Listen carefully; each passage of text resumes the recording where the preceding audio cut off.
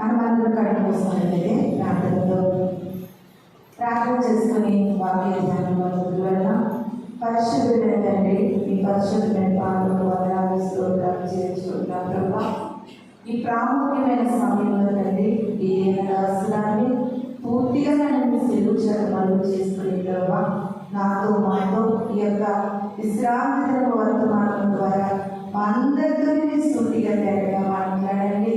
నీ వాక్యం వైపు, నీ మాటల వైపు తిరిగి ప్రభా మా బ్రతుకులు మార్చుకుని మా జీవితాలు కట్టుకుని మీ రాకడ కార్యపరచబడే భాగ్యాన్ని మాకు దయచేయమని సమస్తాన్ని మీ చేతులకు అప్పగించుకుంటూ త్వరగా రాబోతున్న యేసు పరిశుద్ధ నామములో అడిగి వేడుకుని ప్రార్థిస్తున్నారు తండ్రి. ఆమేన్. చక్కటి సమయం ఇచ్చిన దేవునికి వందనాలు. కుడి చేసిన మీ అందరికీ కూడా వందనాలు చెల్లిస్తూ ఉన్నాను. వాక్య భాగాన్ని చదువుకున్నానండి. నెహెమ్యా గ్రంథము 1వ అధ్యాయము 7వ వచనాన్ని చదువుకున్నానండి. నీ ఎదుట బహు అసహ్యముగా ప్రవర్తించితివి. నీ సేవకుడైన మోషే చేత నీవు నిర్ణయించిన ఆజ్ఞలనైనను విధులనైనను మేము గైకొనకపోతిమి. హల్లెలూయా. ఈ యొక్క సమయంలో మనం చెప్పుకుంటున్నటువంటి వాక్య భాగం ఏంటంటే, క్రైస్తవులుగా జీవిస్తున్న మనందరికీ కూడా దేవాది దేవుడు మోషే గారి ద్వారా మనకి కొన్ని ఆజ్ఞలను ఇవ్వడము జరిగింది. అయితే ప్రియమైనటువంటి దేవుని సంగమా, దేవుడు ఇచ్చిన ఆజ్ఞలను, కట్టడలను, విధులను మనము అనుసరించి నడుచుకున్నట్లయితే మనకి మేలు, ఉపకారము జరుగుతుందన్నమాట. అయితే ఇక్కడ నేను చదివించినటువంటి వాక్య భాగం ఏంటంటే, ఈ యొక్క నెహెమ్యా గారు మాట్లాడుతూ ఉన్నారు. నెహెమ్యా గారు రాజు యొక్క ద్రాక్షరసపు గిన్నె అందించి ఉద్యోగం చేస్తూ ఉన్నారు. ఆయన యొద్దకు ఒక వార్త తేబడింది. ఏంటంటే, యెరూషలేములో ఉన్నటువంటి ప్రజలందరూ కూడా శ్రమలు, నిందలు పడుతున్నారంటే.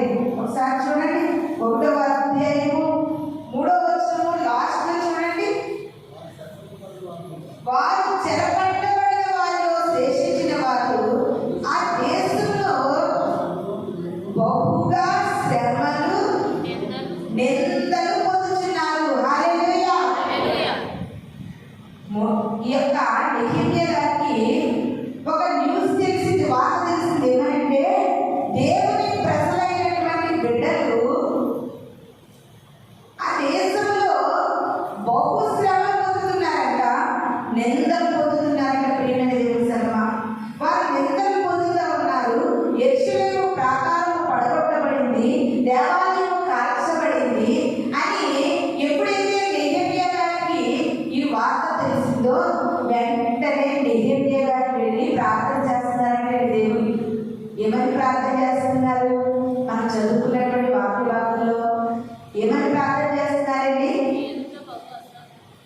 అయ్యా, నీ ఎదుట బహు అసహ్యముగా. ఎలాంటివి? అసహ్యంగా కాదు, బహు అసహ్యంగా అంటే చాలా అసహ్యంగా. బహు అనే పదము నిజంగా ఇప్పుడు ఏదైనా మాట చెప్పామనుకోండి, బహుగా మాట్లాడుతుంటే ఇంకా ఎక్కువగా. ఒకసారి మనం బాగా ఈ యొక్క వాక్యాన్ని ధ్యానిస్తే నెహెమ్యా గారికి ఒక వార్త తెలిసింది. ఏమనంటే, మీ ప్రజలైనటువంటి వారు బహు, చూడండి, మీ ప్రజలైనటువంటి వారు బహుగా శ్రమ పడుతున్నారు, బహుగా పడుతున్నారని వార్త తెలిసింది. వెంటనే నెహెమ్యా గారు దేవుడి సరిగ్గా ఏమని ప్రార్థిస్తున్నారు? అయ్యా, నా ప్రజలు నిందలు భరించడానికి, నా ప్రజలు శ్రమలు భరించడానికి కారణం ఏంటంటే, మేము బహుగా అసహ్యంగా ప్రవర్తించాం. చూడండి, ఇక్కడ ఏదైతే ఈ 2 మాటల్లో ఉన్నటువంటి అర్థం చూడండి. అయ్యా, నీ ఎదుట మా ప్రవర్తన ఎంత అసహ్యంగా ఉందంటే బహు అసహ్యంగా ప్రవర్తించాం మేము. అంతేకాదయ్యా, నీ సేవకుడైన మోషే మాకు ఇచ్చినటువంటి ఆజ్ఞలను, విధులను నిబంధనలను మేము గైకొనలేకపోయాము తండ్రి. కాబట్టి దయతో మమ్మల్ని క్షమించి మరలా మా ప్రజలకి నీ బిడ్డలైనటువంటి క్రైస్తవ జనులకు నువ్వేం చేయాలంటే సహాయం చేయాలి ప్రభు అని అడుగుతున్నారు. దీన్ని బట్టి మనం ఏం నేర్చుకోవాలంటే ప్రియమైన దేవుని సంగమా, ఒకవేళ నీ జీవితంలో నా జీవితంలో బహుగా శ్రమలు పడుతున్నావా, బహుగా నిందలు పడుతున్నావా, బహుగా కష్టపడుతున్నావా, బహుగా వ్యాధి బాధలతో నలిగిపోతున్నావా, నువ్వు ఏ విషయాల్లో కురిగిపోయినా నలిగిపోయినా కుమిలిపోయినప్పటికీ కూడా నీలో నీకు అర్థమవలసిన విషయం ఏంటంటే నీ యొక్క ఇంటిలో నీ యొక్క గృహంలో ఎంత కష్టాలో ఎంత నష్టాలో ఎంత కష్టపడినప్పటికీ కూడా ఆ కష్టార్జితంలో మనకు మిగులనేది లేదు. ఎంత కష్టపడిన కష్టార్జితమైనా సరే చిల్లి సంచిలో వేసినట్టు అయిపోతుంది. నేను బహుగా కష్టపడుతున్నా కానీ ఆ కష్టార్జితం వల్ల నాకు ఏది ఉపయోగం లేదయ్యా అని నీకు నాకు ఈ లోకంలో జీవించినప్పుడు అనిపిస్తే మనందరం కూడా చేయవలసిన ప్రార్థన ఏంటో తెలిసింది. అయ్యా, మాకు శ్రమలు రావడానికి, మాకు నిందలు రావడానికి, మాకు బాధలు రావడానికి గల కారణం ఏంటో తెలుసా? నీ ఎదుట మేము బహు అసహ్యంగా ప్రవర్తించాము. మా ప్రవర్తన నీకు అసహ్యంగా ఉంది. అందుకని ఈ దినాన్ని మేము నీ బాధలు పడతా ఉన్నాము. అంతేకాదు, మోషే గారు మాకు ఇచ్చినటువంటి ఆజ్ఞలను కైకొనలేదు, కట్టడలు కైకొనలేదు, విధులను కైకొనలేదు. ఇష్టానుసారంగా నా కంటికి నచ్చినట్లుగా నా కాలు తిరిగినంతనే తిరిగేది ప్రభా. నా ప్రవర్తన నీ దృష్టికి బహు అసహ్యంగా ఉంది అని ఈ యొక్క ప్రార్థన మనం చేయాలని నెహెమ్యా గారి ద్వారా దేవుడు మనకు నేర్పిస్తూ ఉన్నాడు. ఎప్పుడైతే నెహెమ్యా గారు తన ప్రజల నిమిత్తము ఆ దేవుని యొక్క ప్రజలైనటువంటి వారి నిమిత్తము అటువంటి ప్రార్థన చేసేలో ప్రియమైన దేవుని సంగమా, వెంటనే దేవుడు చెబుతున్నటువంటి చక్కని మాట ఏంటో చూడాలి ఒకసారి. 9వ వచనంలో, అయితే మీరు నా వైపు తిరిగి నా ఆజ్ఞలను అనుసరించి నడిచినే కదా భూదిగంతముల వరకు భూదిగంతముల వరకు తోలివేయబడినను మీరు తోలివేయబడినను అక్కడ నుండి సహా మిమ్మల్ని గూర్చి నా నామము ఉంచుటకు నేను ఏర్పరచుకొనిన స్థలములకు మిమ్మల్ని రప్పించినని నీవు సెలవిచ్చితివి కదా. నీవు సెలవిచ్చితివి కదా. చూడండి, వెంటనే చేసిన ప్రార్థన తర్వాత జవాబు. ఎప్పుడైతే నీవు బహు అసహ్యమైన ప్రవర్తనలో ఉన్నావో ఆ ప్రవర్తన ఇప్పుడు మానేయచ్చు. బాగా గమనించాను. ఒకనొకప్పుడు నేను దుస్తురాలిని, ఒకనొకప్పుడు నేను దుష్టుడని, ఒకనొకప్పుడు దుష్టుడని. కానీ ఆ దుష్ట సాంగత్యము ఈ దినాన్ని మనకి క్రియల రూపంలో కనపడతా ఉంటారు. అయినప్పటికీ కూడా మనము ఇప్పుడు మంచిగానే ఉన్నాం కదా మనం అనుకోకూడదు. ఈ నెహెమ్యా గారు ఏం తెలియజేస్తున్నారంటే, ఒకానొక సమయంలో దేవా మేము బహు అసహ్యముగా నీ ఎదుట ప్రవర్తించాము అంటే అప్పుడు తర్వాత జరుగుతున్న మాట ఏంటంటే దేవుడు అంటున్నారంటే, మీరు నా వైపు తిరిగి ఎడల మీ కష్టముల నుండి, మీ శ్రమల నుండి, మీ నిందల నుండి నేను మరలా మిమ్మల్ని బయటకు తీసుకొస్తానని వాక్యము మాట్లాడుతూ ఉంది ప్రియమైన దేవుని సంగమా. అలా జరిగినప్పుడు వెంటనే దేవుడు ఆ యొక్క యెరూషలేములో నెహెమ్యా గారి ద్వారా మరలా దేవాలయాన్ని తిరిగి కట్టించి మరలా ప్రజలకు నిందల నుండి విడిపించి శ్రమల నుండి విడిపించి ఎన్నో పరిస్థితులను దాటించాడు. ఎక్కడ చూసినా ప్రపంచం యావత్తు కూడా ఎక్కడ చూసినప్పటికీ ప్రియమైన దేవుని సంగమా మనుషులు ఎంతో నలిగిపోతున్నారు. ఎన్నో ఇబ్బందులలో, ఎన్నో శ్రమలలో, ఎన్నో నిందలలో, ఎన్నో అవమానాలలో,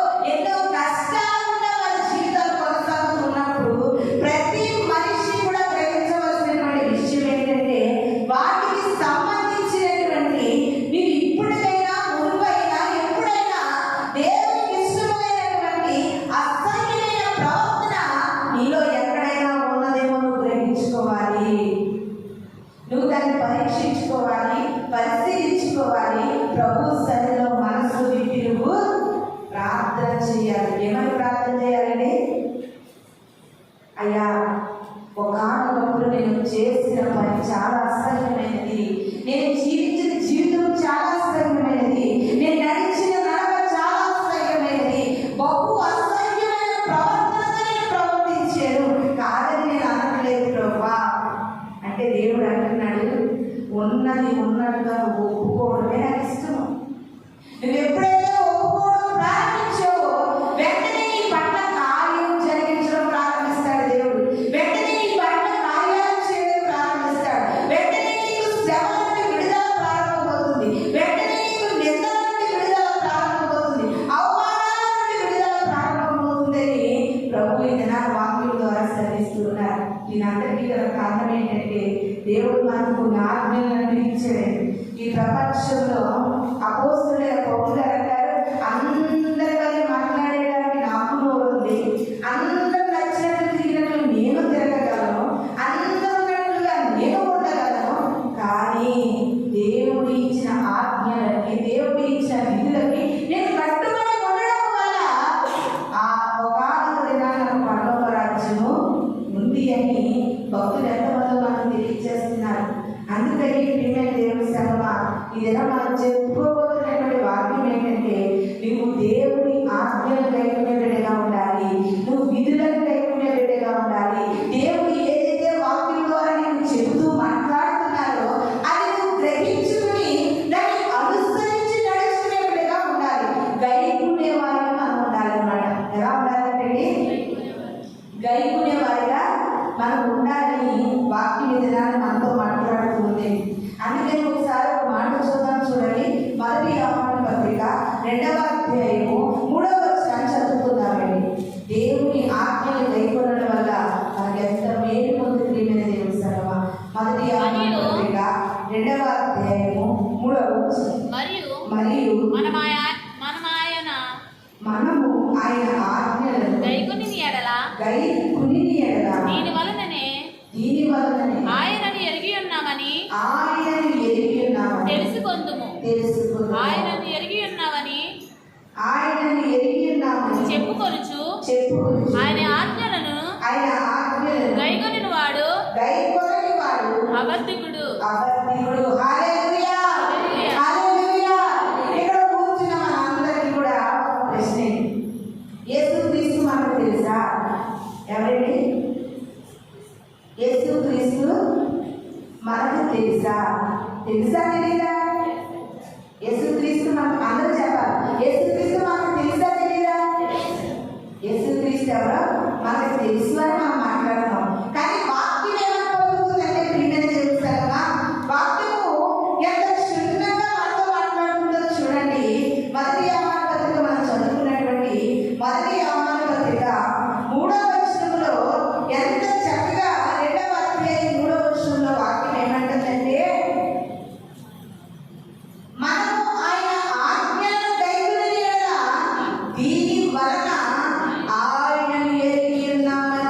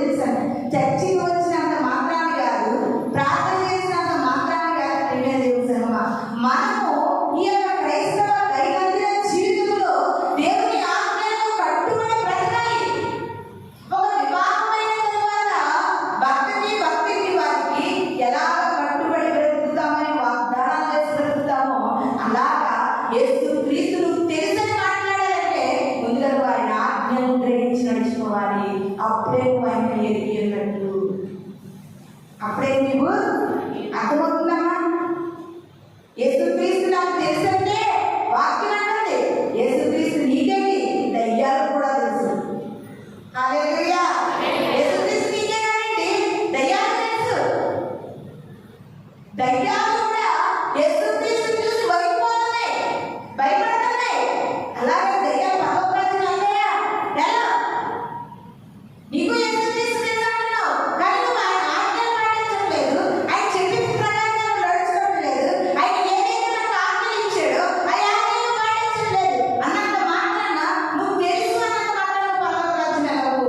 యేసుక్రీస్తు నీకు బాగా తెలిసిన వారుగా ఉండాలంటే నువ్వు కంపల్సరిగా ఆయన ఆజ్ఞలు లేకుండా బిడ్డగా ఉండాలి, ఆయన ఆజ్ఞలు అనుసరించే బిడ్డగా ఉండాలి, ఆయన విధులను లేకుండా బిడ్డగా ఉండాలి. ఈ దినాన్ని క్రైస్తవం ఎంతగా మారిపోయిందంటే మందిరానికి రావడం వెళ్ళడం తప్ప, మన పని అయిపోయిందని చెప్పుకోవడం తప్ప ఆయన పెట్టిన ఆజ్ఞలు ఎక్కడ వేయగలుగుతున్నామండి? ఎక్కడ వేయడానికి మనుషులు ఇష్టపడలేదు. దేవుడు ఇచ్చిన కండిషన్లు ఎవరికి నచ్చట్లేదు, దేవుడు చెప్పిన ఆజ్ఞలు ఎవరికి నచ్చట్లేదు. నేను చెప్తాను, అందుకే వాక్యం మనతో ఏమైనా మాట్లాడుతుంది. ఇంకొక మాట చూద్దాం. రోమపత్రిక 2వ అధ్యాయము 26వ వచనం చదువుకుందామండి. రోమపత్రిక 2వ అధ్యాయము 26వ వచనం చదువుకోండి. కాబట్టి సున్నతి లేనివాడు ధర్మశాస్త్రపు నీతి విధులను గైకొనిన ఎడల అతడు సున్నతి లేనివాడై ఉండి సున్నతి గలవాడుగా ఎంచబడును కదా. హల్లెలూయా, హల్లెలూయా. దేవాది దేవుడు అబ్రహాం కాలం నుండి కూడా దేవుడు నమ్ముకున్నటువంటి పురుషులైనటువంటి మగబిడ్డలకి పుట్టినటువంటి 8వ రోజుకి సున్నతి చేయించాలి. ఏం చేయించాలని? సున్నతి చేయించాలి. అది దేవుడు ఇచ్చినటువంటి అబ్రహాం గారి నుండి కూడా వస్తున్నటువంటి దేవుడు ఇచ్చినటువంటి ఆజ్ఞలు చెప్పాలి, మాటలు చెప్పాలి. అయితే ఇక్కడ మీకు అర్థమవుతుందని నేను ఆ మాట చెబుతున్నాను. అయితే ఇక్కడ రోమపత్రిక మనం చదువుకున్నటువంటి 2వ అధ్యాయం 26వ వచనంలో వాక్యం ఏమంటుందంటే సున్నతి పొందిన ప్రతి ఒక్కరు కూడా దేవుని యొక్క బిడ్డలు కాదండి. సున్నతి పొందుకున్నంత మాత్రాన క్రైస్తవులు కాదు, బాప్తిజం పొందుకున్నంత మాత్రాన క్రైస్తవులు కాదు. రక్షణ తీసుకుని నేను నీళ్ళలో మునిగేది, నేను బాప్తిజం పొందుకున్నాను, నేను నెలలో రొట్టె తీసుకుని ద్రాక్షారసం తీసుకుంటున్నాను, నేను వారం వారం చర్చికి వెళ్తున్నాను, నేను ప్రభువుని అంగీకరించాను అని మాటలతో చెప్పుకున్నంత మంది క్రైస్తవులు కాదు. ఎంత చక్కగా మాట్లాడుతుందో చూడండి వాక్యం. కాబట్టి సున్నతి లేనివాడు అంటే దేవుడు సున్నతి చేయించుకోమన్నాడు. సున్నతి చేయించుకోలేని వాడంటే ధర్మశాస్త్ర గ్రంథాన్ని, ఆజ్ఞలను, విధులను, కట్టడలను అనుసరించి నడుచుకున్నప్పుడు సున్నతి చేయించుకుని ఆజ్ఞల ప్రకారంగా జీవించలేని వాడే దేవుడికి ఇష్టగా కనబడుతున్నాడు. హల్లెలూయా, హల్లెలూయా. ఎంత చక్కగా అన్వయం చేస్తుంది. ఇంటికి వెళ్తే ఇవన్నీ చదువుకోండి. నేను ఒకసారి వివరంగా చదువుతున్నాను చూడండి. కాబట్టి సున్నతి లేనివాడు ధర్మశాస్త్రపు నీతి విధులను గైకొనిన ఎడల అతడు సున్నతి లేనివాడై ఉన్నప్పటికీ కూడా సున్నతి గలవాడుగా ఎంచబడును. హల్లెలూయా. ఇప్పుడు ఉన్నటువంటి క్రైస్తవ్యాన్ని బట్టి మన అందరికీ అర్థమయ్యేటట్టుగా నేను చెప్పాలంటే బాప్తిజం పొందుకున్నటువంటి నీవు ఆజ్ఞను అనుసరించి నడుచుకోకుండా ఉంది.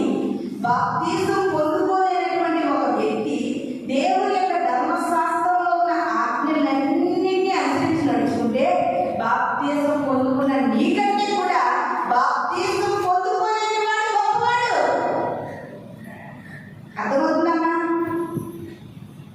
నిజంగా బైబిల్ అండి దేవుని వాక్యం అర్థమాటే అర్థం ముందు నిలబడితే నీ ప్రతిబింబాన్ని అర్థం చూపిస్తారు. కానీ ఎవరో నాకంటే అందంగా ఉన్నారు, వాళ్ళు నాలో చూస్తారంటే అవుతుందండి. అర్థం అబద్ధం చెప్పదండి. దేవుని వాక్యం కూడా అబద్ధం చెప్పదు. నువ్వు అనుకున్నంత మాత్రం క్రైస్తవుడు కాదు, నువ్వు అనుకుని గొప్ప చెప్పుకుంటున్నంత మాత్రం దేవునికి ఇష్టం కాదు. ఎంత గొప్పగా వాక్యం మాట్లాడుతుంది దినాన్ని. సున్నతి లేనివాడు ధర్మశాస్త్రాన్ని ప్రకారంగా జీవిస్తే వాడు శ్రేష్ఠుడు. సున్నతి పొందుకుని కూడా దేవుని ఆజ్ఞల ప్రకారం నువ్వు జీవించకపోతే ఒక మాటతో చెప్పాలంటే మనం వేస్ట్. ఏమి కైకుంటున్నాం? ఇది నాకు ఏమి కైకుంటున్నాం? మనుషుల మాటలు కైకుంటున్నాం, నచ్చిన వారికి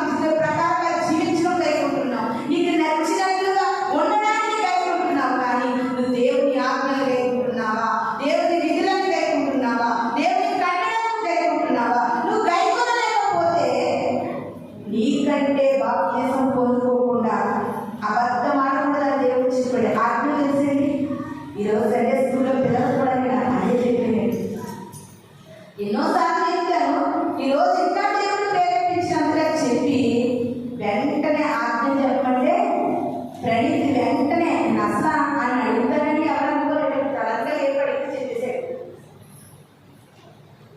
నిజంగా ఈ విధాన్ని ఆజ్ఞలు ప్రియ దేవుడు మనందరం పాటించాలి. దొంగతనం చేయకూడదు, అబద్ధము చెప్పకూడదు, నరహత్య చేయకూడదు, వ్యభిచరించకూడదు, దేవునికి తప్ప ఏ విగ్రహము నీకు నీలో ఉండకూడదని దేవుడు ఇచ్చిన పదార్థాలు కూడా మనం పాటించకపోతే, మనం ఆజ్ఞలు అనుసరించకపోతే గ్యారంటీగా మనకు పరలోకం అనేది లేదు. పరలోకం లేదండి.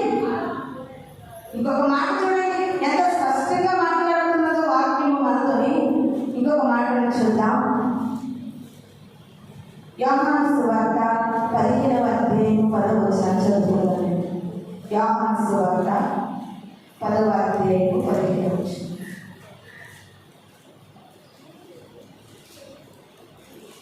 తండ్రి నన్ను 10వ అధ్యాయం 15వ వచనం. సారీ 15:10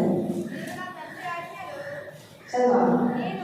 నేను నా తండ్రి ఆజ్ఞను గైకొని ఆయన ప్రేమ యందు నిలిచి ఉన్న ప్రకారం మీరును ఆ ఆజ్ఞలు గైకొని ఎడల ఆయన ప్రేమ యందు నిలిచియుందురు. హల్లెలూయా, హల్లెలూయా. ఎంత చక్కటి మాట చూడండి. మనమందరం కూడా శాశ్వతమైనటువంటి దేవుని ప్రేమలో నిలిచి ఉండాలంటే మనం ఏం కైకొనాలంటే ఆజ్ఞలను కైకొనాలి. యోహాను సువార్త ఎంత చక్కటి మాట ప్రియమైన దేవుని ప్రేమిస్తున్నాడా? ఆయన ప్రేమలో నిలిచి ఉండాలని ఆశపడుతున్నావా? ఆయన ప్రేమలో నీ జీవితం సాగాలని ఆశపడుతున్నావా? నిజంగా చెప్పాలంటే ప్రియమైన లోకులు ఎవరు చూపించలేని ప్రేమ అండి. నిష్కలంకమైన ప్రేమ, నిస్వార్థమైన ప్రేమ, నీ నుండి ఏది ఆశించిన ప్రేమ. ఆ ప్రేమ ఈ లోకంలో మనకు ఎక్కడ కూడా దొరకదు. ఎవరిలో దొరకదండి. దాన్ని అనుమానం లేదు. కన్న వారిలో దొరకదు, కనుక్కున్న వారిలో దొరకదు, కట్టుకున్న వారిలో దొరకదు. అసలు ఈ ప్రపంచంలోనే దేవుడి లాంటి ప్రేమ మనకు ఎక్కడ కూడా దొరకదు. అటువంటి ప్రేమలో నువ్వు కడవరకు కూడా నిలిచిపోవాలంటే, ఆ ప్రేమలో నువ్వు నిలిచి బ్రతకాలంటే నువ్వేం చేయాలంటే దేవుని ఆజ్ఞను కైకొనాలి. అర్థమవుతుందమ్మా? దేవుని ప్రేమలో ఉండాలని నువ్వు ఆశపడితే నువ్వు ఆయన ఆజ్ఞను అనుసరించాలి. అది కుమార్గా రాసేది ఒక పాట ఉంటుంది. ప్రేమల పడ్డాను నేను, ప్రేమల పడ్డాను అనే పాట ఉంటుంది. అది అర్థం చేసుకునే వాళ్ళు మొదలగానే అర్థం చేసుకుంటున్నారు. కానీ నిజంగా వాక్యం అంటుంది నీకు దేవుని ప్రేమలో నిలిచి ఉండాలంటే నువ్వు కంపల్సరిగా దేవుని ఆజ్ఞను అనుసరించాలి. ఆయన ఏది చెయ్యొద్దన్నాడా అది చేయకూడదు. ఆయన ఏది చేయమన్నాడా అది చేసేటటువంటి క్రైస్తవ బిడ్డలుగా మనం అందరం జీవించాలని ఇక అందరికీ కూడా తెలియజేస్తున్నా. దేవుని మాటలు కైకొన్న వారి జీవితాలు ఒక ఉన్నతంగా ఉండే దేవుని సంగమా. ఆయన ఆజ్ఞను అనుసరించిన వారు ఒక ఉన్నతమైన స్థితిలో ఉంటారు. ఆయన ఆజ్ఞను కైకొన్న వారు, ఆయన ఆజ్ఞను అనుసరించిన వారు, ఆయన విధులను కట్టడలను అనుసరించి జీవించలేని వారు ఎంత భయంకరమైన స్థితిలో ఉంటారో ఈ యొక్క సమయంలో మనం వాక్యం ద్వారా చూసుకుందామండి. ఒకసారి చూడండి. ఆయన ఆజ్ఞలను కైకొనకపోతే మనకి ఎంత భయంకరమైన జీవితమో ఆమోసు భక్తుడు తెలియజేస్తా ఉన్నాడు. ఆమోసు గ్రంథము 2వ అధ్యాయము 4వ వచనాన్ని చదువుకుందామండి. ఆమోసు గ్రంథము యెహోవా సెలవిచ్చినదేమనగా యోనా 3 సార్లు 4 సార్లు చేసిన దోషములను బట్టి నేను తప్పకుండా వారిని శిక్షిస్తాను. ఎలయనగా వారు తమ పితరులను అనుసరించిన అబద్ధములను చేపట్టి మోసపోయి యెహోవా ధర్మశాస్త్రాన్ని విసర్జించి ఆయన విధులను కైకొనకపోయిరి. ఒకవేళ నీవు దేవుని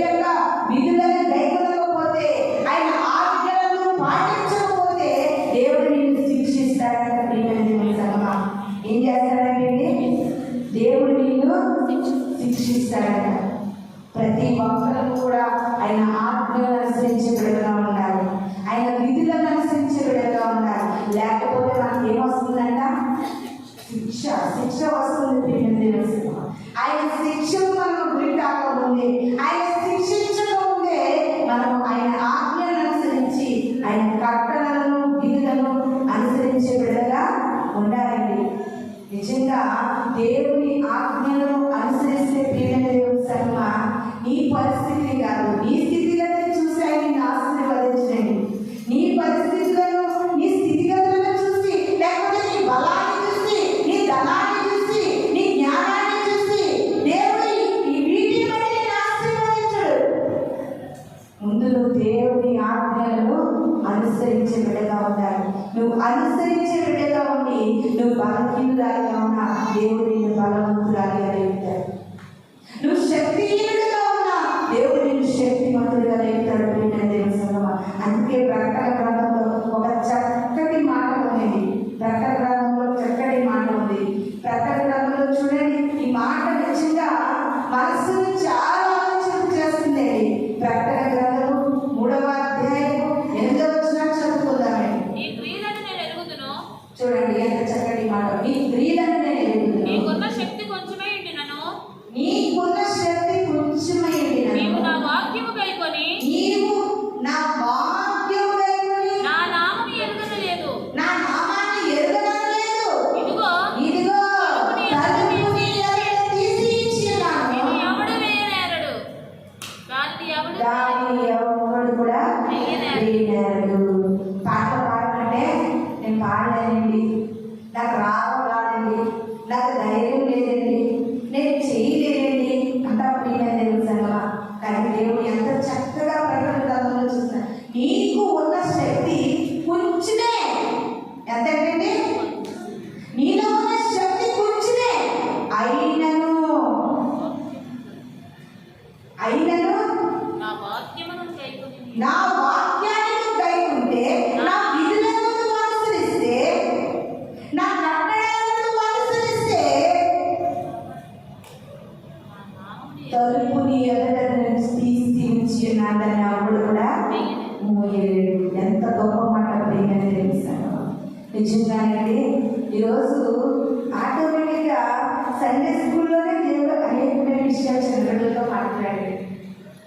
చిన్నపిల్లలతో అనేక విషయాలు మాట్లాడాడు.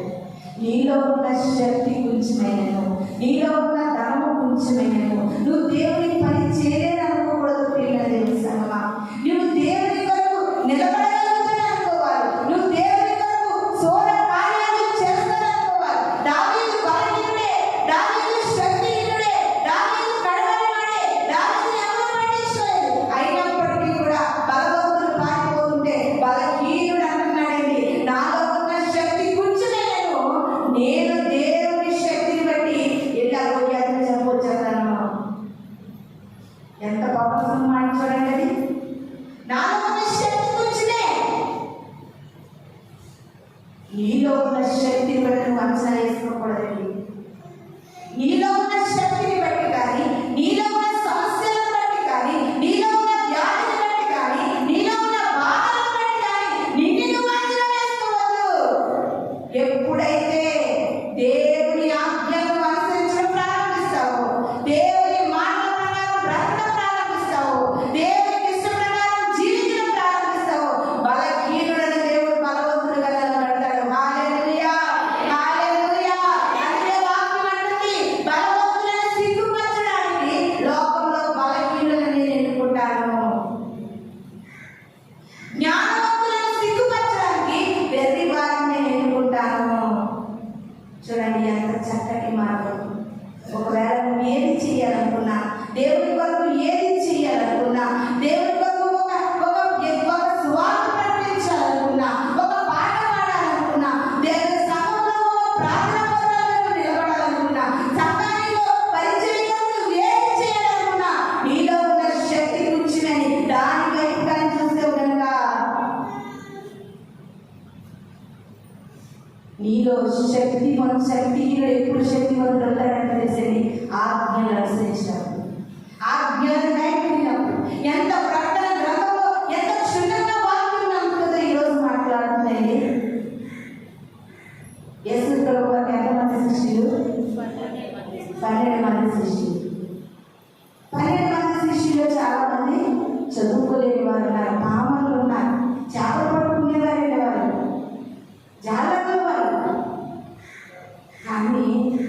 ఒకటి చేసేది, దేవుని కూడా ఉంటూ దేవుని ఆజ్ఞలు అనుసరించి నడుచుకున్నారు, కట్టలను అనుసరించి నడుచుకున్నారు, విధులను అనుసరించి నడుచుకున్నారు. వారిని దేవుడు జ్ఞానవంతులుగా నిలబెట్టారు. వాక్యము మీరు వాక్య భాగం చదువుతూ ఉంటాయి. ఆ ఊరిలో వారు, ఆ సమాజంలో వారు, ఆ గ్రామంలో వారు, ఆ పట్టణంలో వారు ఏమంటున్నారు తెలుసా? అయ్యో వీళ్ళు చేప పట్టుకునే పాపలు కదా, ఈ రోజున పండితులుగా వాక్యాలు చెప్పగలుగుతున్నారు. ఎంత గొప్ప ప్రశ్న నేను తెలుసా? పామరులను పండితులుగా చేయగలిగిన దేవుడు, శక్తిహీనులను శక్తిమంతులుగా చేయగలిగిన దేవుడు, వెర్రి వారిని జ్ఞానవంతులుగా చేయగలిగిన దేవుడు, బలహీనులను బలవంతులుగా లేవనెత్తగలిగిన దేవుడు. ప్రియుల దేవుడు, ఇవన్నీ నీ జీవితంలో ఎప్పుడు జరుగుతాయంటే నువ్వు ఆయన ఆజ్ఞలు అనుసరించి నడుచుకుంటే, ఆయన కట్టడలను అనుసరించి నడుచుకుంటే. ఎలా మీకు అందరికీ భవిష్యత్తులో బాగోవాలా, చదువులో ముందుకు వెళ్ళాలంటే మీకు జ్ఞానం కావాలి కదా. మరి జ్ఞానం కావాలి ఏం చేయాలంటే ప్రార్థన చేసుకోవాలని పిల్లలతో మాట్లాడితే అలాగే నేను ప్రార్థన చేసుకుంటామన్నారు. సపోజ్ ఒక మాట్లాడి లోకంలో మనకి ఏది కావాల్సిన అన్నీ అమ్ముతూ ఉంటారు. అవునండి, మనకి నిత్యావసరంగా మనకి ఏది కావాలో అన్నీ కొనుక్కోగలుగుతున్నాం, అన్నీ కొనుక్కోగలుగుతున్నాం. కానీ ఇది నా దేవుడు మనతో మాట్లాడుతున్నాడు, నీకు జ్ఞానం కావాలంటే ఎక్కడ అమ్ముతారు? ఎక్కడ అమ్ముతారంటే మనకు జ్ఞానం కావాలంటే, మన జ్ఞానవంతులుగా బ్రతకాలంటే, మనకు జ్ఞానం కావాలంటే ఎక్కడ అమ్ముతారు? సామెత భక్తుడు ఎక్కడ అమ్ముతారు? ఎక్కడ చెప్పాడు చెప్తుందండి? యెహోవా యందు భయభక్తులు కలిగి ఉన్న జ్ఞానమునకు మూలము. ఆయన ఆజ్ఞలను అనుసరించి, ఆయన యందు భయభక్తులు కలిగి, ఆయన విధులను అనుసరించి నడుచుకుంటే జ్ఞానం మీకు అమ్మబడుతుంది. జ్ఞానం ఇస్తాడు దేవుడు. ప్రియమైన దేవుని సంగమా, ఈ లోకంలో నిత్యముగా జ్ఞానాలను అమ్ముతే కంటే పెద్ద పెద్ద కోటీశ్వరులు వాళ్ళు ఏం చేస్తారంటే, జ్ఞానం ఎక్కడైనా అమ్ముతున్నారనుకో ఆ డబ్బు అంతా పెట్టి వాళ్ళకి కావాల్సిన జ్ఞానం కొనుక్కుంటారు, వాళ్ళ పిల్లలకు కావాల్సిన జ్ఞానం కొనేస్తారు, అలాగే బంధువులు జ్ఞానం కొనేస్తారు, అందరినీ జ్ఞానం కొనేస్తారు. అప్పుడు జ్ఞానం లేని వాడు అక్కడికి వెళ్ళిపోతాడు కదండి. అందుకే దేవుడు అంటున్నాడు, జ్ఞానం ఎక్కడ దొరకదు. దేవుని ఆజ్ఞలు అనుసరిస్తే నీకు జ్ఞానం వస్తుంది, దేవుడి కట్టడలు అనుసరిస్తే నీకు జ్ఞానం వస్తుంది, ఆయన ఆజ్ఞలు గైకొనగలిగితే నీకు విమోచన ఉంది. ప్రియమైన దేవుని సంగమా, జ్ఞానం ఎక్కడ దొరకదండి. యెహోవా యందు భయము భక్తి కలిగి నువ్వు జీవించడం ప్రారంభించు, నువ్వు జ్ఞానవంతురాలుగా ఉంటావు. అందుకే దేవుడు అంటున్నాడు, జ్ఞానవంతురాలు తన ఇల్లు. ఇది నాని ప్రతి మనమందరమే కాదండి, ప్రతి మందిరంలో చూడండి స్త్రీల సంఖ్య ఎక్కువ, పురుషుల సంఖ్య తక్కువ. దేవుడు అందుకే ఆ స్త్రీలకు ఒక మాట చెప్తున్నాడు, జ్ఞానవంతురాలుగా నీ ఇల్లు కట్టుకో. ఎంతమంది జ్ఞానవంతురాలుగా ఉన్నారండి? ఇది నాని ఎంతమంది తన ఇల్లు కట్టుకున్నారు? ఎంతమంది వారు కూడా తమ భర్తను చర్చికి రాగలుగుతున్నారు? అంటే నీలో జ్ఞానం లేదా? అయితే నీకు జ్ఞానం లేకపోతే నువ్వు ఎక్కడ కట్టుకోవాలి? ఆజ్ఞలను అనుసరించాలి, విధులను అనుసరించాలి, కట్టడలను అనుసరించాలి. యెహోవా యందు భయభక్తులు కలిగి నువ్వు జ్ఞానవంతురాలుగా నిలబడాలి. ఆ జ్ఞానవంతురాలు తన ఇల్లు కడుతుంది. హల్లెలూయా, హల్లెలూయా. ప్రియమైన దేవుని సంగమా, ఎంతమంది మీద మనము మన ఇల్లు కట్టుకోగలుగుతున్నాం? జ్ఞానవంతురాలు నువ్వు బ్రతకగలుగుతున్నావా? లోకంలో ఉండవలసిన జ్ఞానం మీకు చాలా ఉంది, లోకంలో డెవలప్ అవ్వాల్సిన జ్ఞానం మీకు చాలా ఉంది, కానీ దేవుని జ్ఞానం మీకు సున్నాగా కనబడతా ఉంది. అందుకే కొరింథీ పత్రికలు అంటున్నారండి, లోక జ్ఞానము దేవుని దృష్టికి వ్యతిరేకం. అంటే ఈ లోక జ్ఞానము దేవుని దృష్టికి వ్యతిరేకం. లోక జ్ఞానముతో ఆకాశం అంటినట్టుగా బాబేలు గోపురం కడదామని నిమ్రోదు ఎంతో ప్రయత్నం చేశాడు. అయితే లోకంలో కావాల్సినంత జ్ఞానం ఉందండి. లోకంలో ఎంత జ్ఞానమున్నా దేవుని జ్ఞానం లేకపోతే ఒక ఆనంద సమయంలో ఈ జీవితం వ్యర్థమైపోతుంది. నేను తెలుస్తాను ఈ లోకంలో. అందుకే దేవుడు లోకంలో జ్ఞానం ఎక్కడ అమ్మవాడు? ఆయన యొక్క సర్వ సంపద జ్ఞానములు గుప్తములైనవి. నీ బిడ్డల జ్ఞానం కొరకు, నీ బిడ్డల భవిష్యత్తు కొరకు, నీ బిడ్డల యొక్క స్థితిగతుల కొరకు, అయ్యా నా బిడ్డ ఎంతమంది జ్ఞానం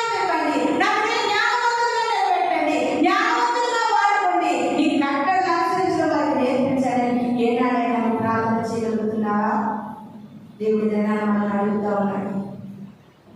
ఆయనకి నచ్చిన బట్టలు కొనడానికి ఇష్టపడుతున్నాం, ఆయనకి నచ్చిన తిండి పెట్టడానికి ఇష్టపడుతున్నాం, వాళ్ళు నచ్చినట్టుగా అన్ని చేయడానికి ఇష్టపడుతున్నాం. కానీ ఎప్పుడైనా సరే వారి జీవితాలు, వారి భవిష్యత్తు, వారి బ్రతుకులు బాగుపడాలంటే ఆజ్ఞను అనుసరించాలని, కట్టడం గైకొనాలని, విధులను అనుసరించాలని, ఏదైనా బిడ్డలకి కూర్చోబెట్టి ఒళ్ళో కూర్చోబెట్టి ఎప్పుడైనా దేవుని వాక్యపు మాటలను బోధించగలిగే తల్లిగా ఉన్నావా? బోధించగలిగే తల్లిగా ఉన్నావా? ఇది నా దేవుడు మనల్ని అడుగుతూ ఉన్నాడు. ఏ పరిస్థితుల్లో మన జీవితాలు కొనసాగుతున్నాయి? అపోస్తలుడు భక్తుడు అంటున్నాడు, ఆయన ఆజ్ఞలు గైకొనలేని వారికి శిక్ష ఉంది. భయంకరమైన శిక్ష. అగ్ని ఆడదు, పురుగు చావదు. అటువంటి శిక్షాకాలం మనకు రాబోతుంది. ఈ యొక్క సమయంలో మనం ఆయన ఆజ్ఞలు అనుసరించబడిగా ఉండాలి. నిజముగా అండి, దేవుడు నిజముగా బలహీనులను బలవంతులుగా లేవనెత్తకపోతే ఒక దావీదు నిలబడలేకపోయింది, ఒక ఎస్తేరు నిలబడలేకపోయింది, ఒక రూతు నిలబడలేకపోయింది. దేవుడు అంటా ఉన్నాడు, నీలో ఉన్న టాలెంట్ కాదు, నీలో ఉన్నటువంటి జ్ఞానం కాదు, నా ఆజ్ఞలను అనుసరిస్తే చాలు, ఎక్కలేనంత ఉన్నతమైన పదవి నేను నీకు ఇస్తాను. ప్రకటన భక్తులు చెప్తున్నాడు కదా, యోహాను గారు రాసిన ప్రకటన, నీలో ఉన్నది కొంచెమైనా నా ఆజ్ఞను అనుసరిస్తే అది సమృద్ధిగా మారుతుంది. అబ్రహాము గారు ఆ దేశం అంతటిలో కూడా, ఇంకా అబ్రహాము గారు అంట ఆస్తిపరుడు. అబ్రహాము గారికి ఆస్తి సంపదలో, సర్వ సంపదలో అబ్రహాము గారికి దీని ద్వారా దేశంలో లేదండి, ఎవ్వలేరు. అబ్రహాము గారు ఎందుకన్నా సంపాదించారు? మోసం చేసి సంపాదించారా? అక్రమంగా సంపాదించారా? అన్యాయంగా సంపాదించారా? అబ్రహాము గారు ఒకటే తెలుసు, దేవుని మాట వినడమే తెలుసు.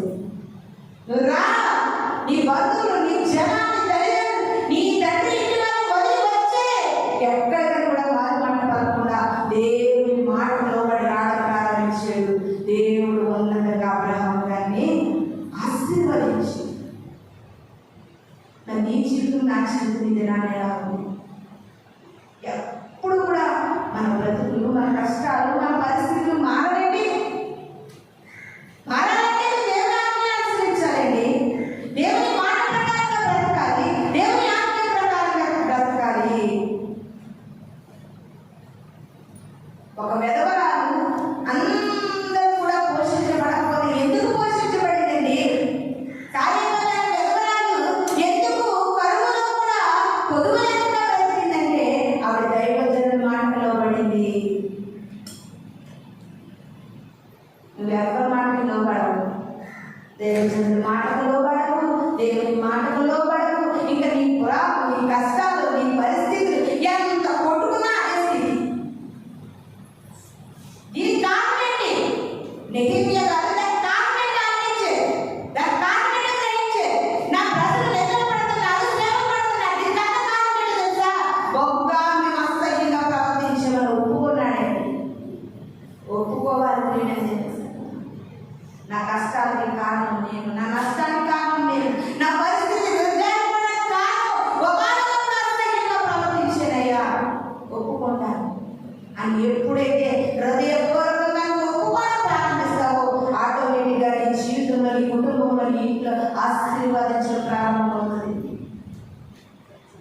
ఎలా ఉన్నాయి మన బ్రతుకులు, ఎలా ఉన్నాయి మన జీవితాలు? లాస్ట్గా ఒక మాట చూద్దాం. యేసయ్య గ్రంథం 20వ అధ్యాయం చూద్దాం. యేసయ్య గ్రంథం 20వ అధ్యాయం. యేసయ్య గ్రంథం 20వ అధ్యాయం.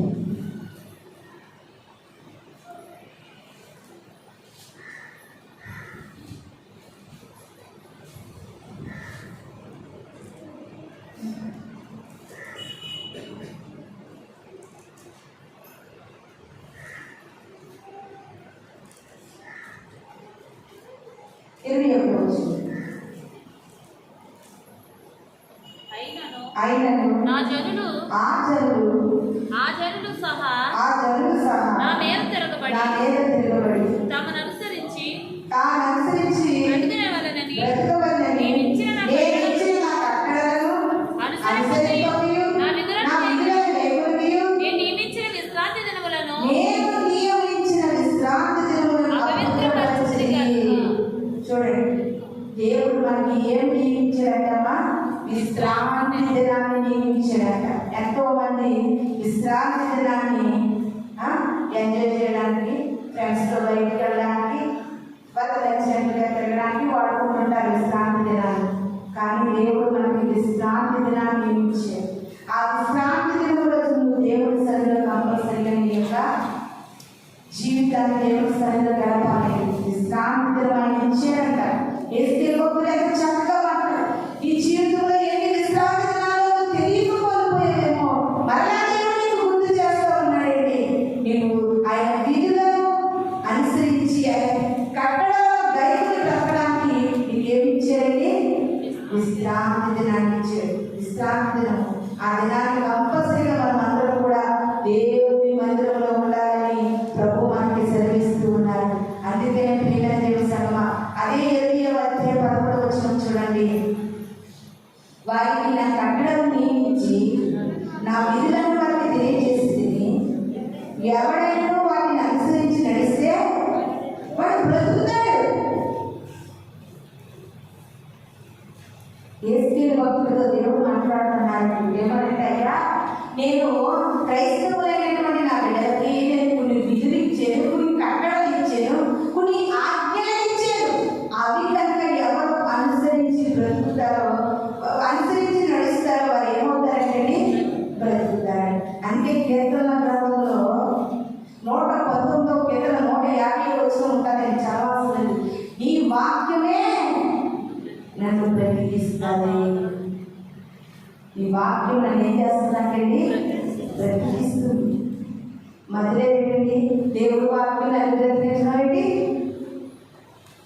డాక్టర్ గారు రాసిన మందులు బ్రతికిస్తున్నాయి. చేసిన స్కానింగ్ రిపోర్ట్ చూసి దాని తగ్గ మందులు రాయడం వల్ల బతుకుతున్నాను. కష్టపడి డబ్బులు పెట్టి మెడిసిన్ కొనుక్కులు వాడటం వల్ల బ్రతుకుతున్నాను వాడలేమో. అలాగే నువ్వు బ్రతకగలిగితే ఎంతో మంది డబ్బులు పెట్టి మందులు కొనుక్కుని హాస్పిటల్లో లక్షలు కొమ్మలించి బ్రతకాలనుకున్న వారు ఎందుకు బ్రతకట్లేదు? వాక్యం సత్యం నువ్వు ఆయన కట్టడలను అనుసరించాలి, ఆయన ఆజ్ఞలను అనుసరించాలి, ఆయన వాక్యాన్ని అనుసరణ ప్రకారం నడవగలిగితే నువ్వు బ్రతకగలుగుతావు. ఎంత చక్కటి మాట! దేవుని వాక్యం మనల్ని బ్రతికిస్తుంది, మనల్ని నడిపిస్తుంది, మనల్ని బ్రతికిస్తుంది. ఆ వాక్య ప్రకారంగా మనం నడవాలి, వాక్య ప్రకారంగా మనం జీవించాలి. ఏదైతే దేవుని ఆజ్ఞలు ఉన్నాయో ఆజ్ఞలు అనుసరించి నడిచేట్టుగా మనం ఉండాలని ఈ దినాన్ని వాక్యం మనకి హెచ్చరిక చేస్తూ ఉంది. ఇంకొక మాటను చూసుకుని లాస్ట్లో నేర్చుకుందాం. ద్వితీయోపదేశ కాండము ఆయన ఆజ్ఞలు అనుసరించడం వల్ల మనకు కలిగేది ఏంటి చూడండి. ద్వితీయోపదేశ కాండము 28వ అధ్యాయం 14వ వచనం.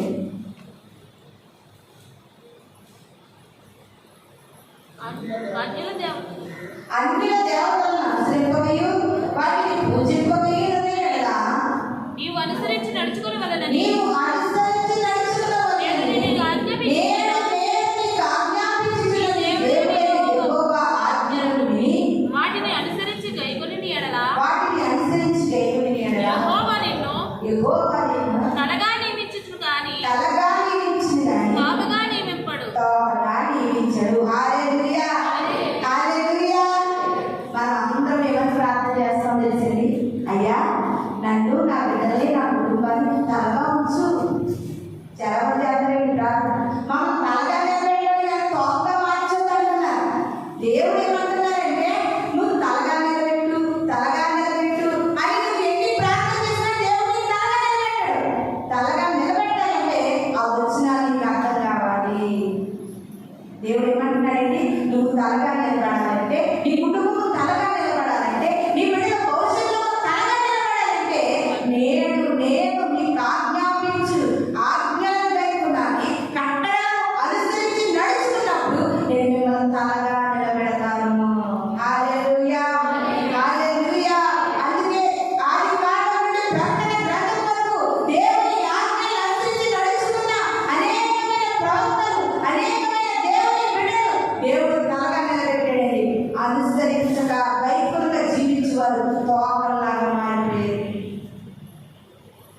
ఇక్కడ కూర్చున్న మనందరికీ కూడా ఒక మాట, నీకు తలగా ఉండడం ఇష్టమా, తోకగా ఉండడం ఇష్టమా?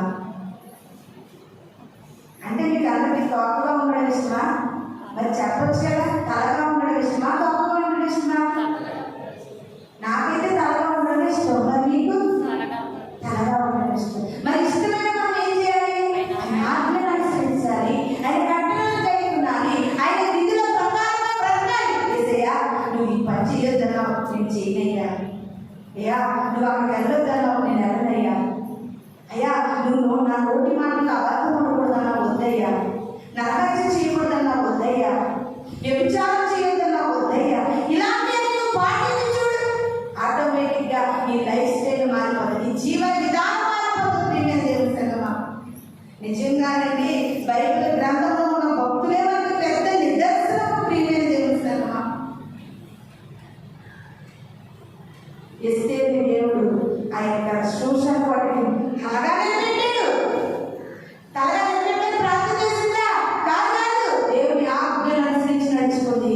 ఒకవేళ నీ ఇంటిలో నువ్వు తలగా ఉండాలి, నువ్వు ఎక్కడ అడుగు పెడితే అక్కడ దేవుడు నేను తలగానే పెట్టాలంటే నువ్వు ఒకటే ఉంటాను. ప్రియమైన దేవుని సంగమా, అయ్యా నీ ఆజ్ఞ నేను అనుసరించాలి బాబు. నేనే కాదు, నా భర్త నీ ఆజ్ఞను అనుసరించాలి, నా బిడ్డ నీ ఆజ్ఞను అనుసరించాలి. చెప్పినట్టుగా నేను నా ఇంటి వారిని కూడా నిన్నే సేవించాలయ్యా. ఇలాంటి ప్రార్థన ఏముండవు. పొద్దు లేచిన దగ్గర నుండి నాకు అది లేదు, నా బాధలు, నా కష్టాలు, నా నష్టాలు, నా ఇరుకు ఏది ఎక్కువైపోతుంది ఇప్పుడు చెప్పలేని. అవన్నిటికంటే కూడా ముందుగా దేవుడిలో బ్రతకడం అనే ప్రార్థన చేసేవనుకో, ఆటోమేటిక్గా ఇంట్లో మార్పు కలుగుతుంది. నువ్వు అడగవసరం లేదు, ఆయన వరకు బ్రతికే ప్రార్థన చెయ్యి. అయ్యా అయ్యా నా అవయవాల స్వాధీనపరచుకోవాలి, నా కళ్ళు స్వాధీనంలో ఉండాలి. అయ్యా తండ్రి నాయన నీకు ఇష్టమైన రీతిలో నేను బ్రతకాలి. అలాంటి ప్రార్థన నిజమైన క్రైస్తవుడు అయితే ఏం చేస్తాడు? అవి చేసినప్పుడు ఆటోమేటిక్గా నువ్వు అడగకపోయినా ఎక్కడని అయినా తీరుస్తాడు. ఆ పాట అడగకముందే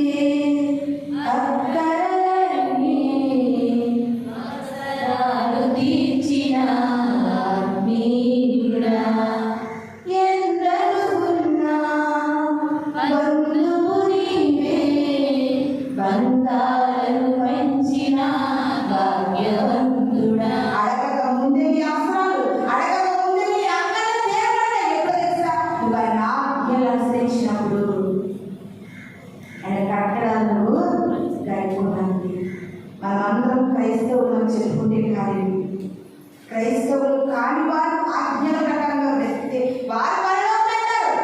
క్రైస్తవ్యంలో ఉండి ఆజ్ఞలు అనుసరించి బ్రతకకపోతే నీకంటే వాడే శ్రేష్ఠుడని లేఖనం విధానం క్షుణ్ణంగా మాట్లాడింది కనుక ప్రియమైన దేవుని సంగమా జాగ్రత్త. నీవు నీ బలాన్ని అంచనా వేయదు, నీ జ్ఞానాన్ని అంచనా వేయదు, నీ ధనాన్ని అంచనా వేయదు, నీకున్న ప్రాబ్లమ్స్ అంచనా వేయదు. నువ్వు కొంచెంలో నేనేమి చేయలేని వాడిగా ఉన్నానని నువ్వు బాధపడితే దేవుని ఆజ్ఞను అనుసరిస్తే దేవుడు నీకు ఉన్నతమైన స్థాయికి నిలబెడతాడని దేవుడి మనతో వాక్యం ద్వారా మాట్లాడాడు. ప్రతి మాట మనందరి వీటిలో ప్రభు దీవించి ఆశీర్వదించినాక ప్రార్థన చేసుకుందాం. పరిశుద్ధులైన దేవా మీ ఘనమైన నామానికి వందనాలు. క్రైస్తవులు మరి పేరైతే వదలాలి, ఆజ్ఞలు అనుసరించలేక, కట్టడాలు కైకొనలేక, విధులను బట్టి జీవించలేక ప్రభా మేము ఎన్నో శ్రమలు పడుతున్నాము, ఎన్నో నిందలు పడుతున్నామయ్యా, ఎన్నో ఇరుకుల్లో ఉన్నాము, ఇబ్బందుల్లో ఉన్నాము తండ్రి. ఇది నా సూటిగా తేటగా మాట్లాడేది. అవన్నీ పోవాలంటే ఒకటే పరిష్కారం అని, అది దేవుని ఆజ్ఞలు అనుసరించాలి, దేవుని కట్టడాలు కైకుంటే చాలు నీ జీవితం ఆటోమేటిక్గా దేవుడు ఆశీర్వదిస్తాడని అనేకమైన మాటలు మాతో మాట్లాడిన దేవుడు ప్రభా. కాబట్టి నా తండ్రి ఈ వాక్యం ప్రతి బిడలోని ఈ వాక్యాన్ని కట్టి ఫలింపచేసి వాక్యమైన ప్రతి బిడలు వారి అవసరతల నుండి, వారి శ్రమల నుండి, వారి పరిస్థితుల నుండి, వారి రోగాల నుండి, వారి వ్యాధుల నుండి నీ ఆజ్ఞలు అనుసరించడం ప్రారంభించి వాటన్నిటి నుండి విడుదల పొందుకునే వాక్యాన్ని దయచేయమని తన రాముని పరిశుద్ధ నామమున తండ్రి ఆమేన్.